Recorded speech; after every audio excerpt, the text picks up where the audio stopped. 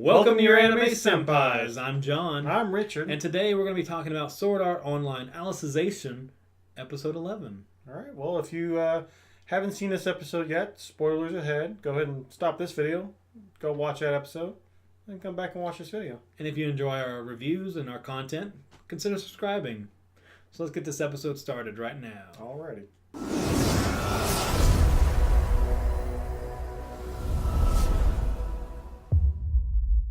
So, John. Yeah. Last episode, we ended with a little bit of a plot twist. Was Alice, right? She showed up, and then it's like, so it's a one nice big reunion now, right? Everybody's nice reunion. The story's coming to a nice close. We're gonna wrap it up. Yeah, put a little bow on top. Right, yeah.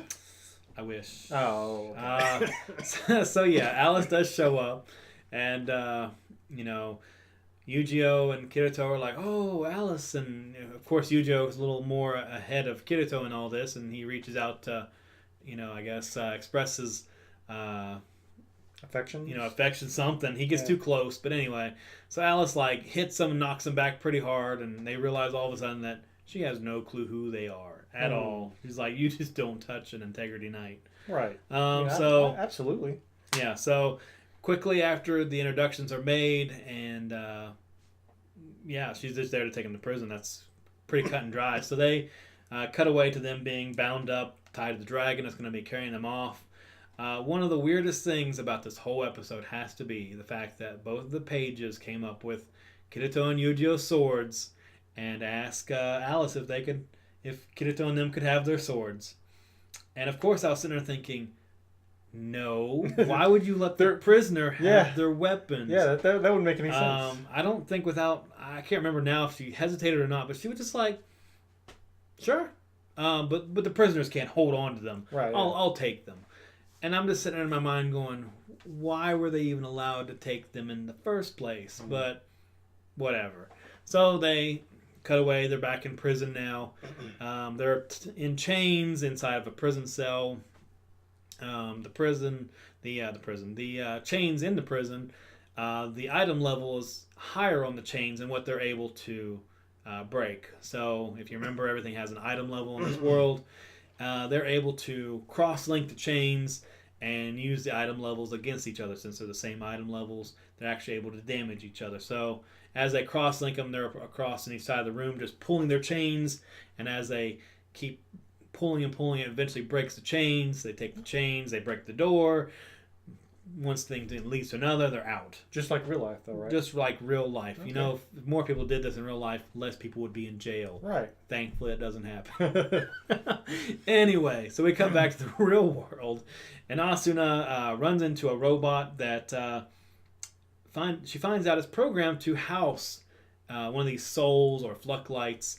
The individuals that are in this VR world. So we're kind of seeing the setup now about how the people in this VR world are going to be translated into the real world with these robotic bodies. And we even find out that there's one out there that is very human-like looking. So kind of interesting.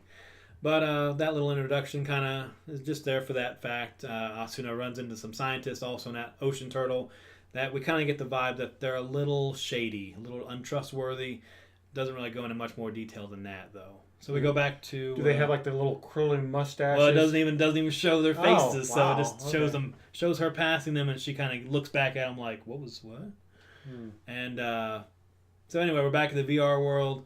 Kirito and Yu-Gi-Oh are far off from the prison. They've found another flower garden. They're walking out away, and as they get to a little clearing in the courtyard.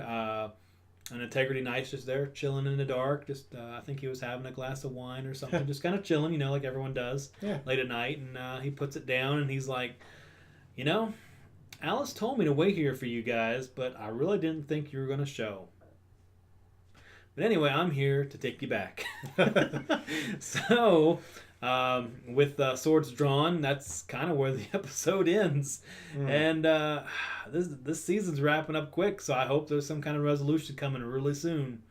But overall, I hate to say it, but the pacing of these episodes, I've been reading about it, but yeah, the pacing from one episode to another is just so off and weird.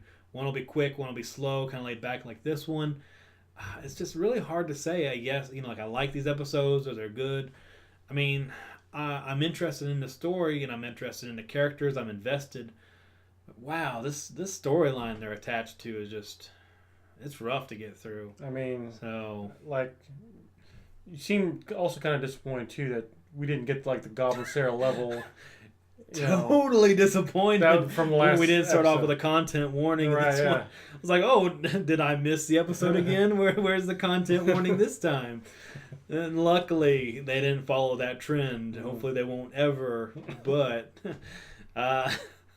so that's my review of that episode. So check out our other videos, and thank you guys for watching.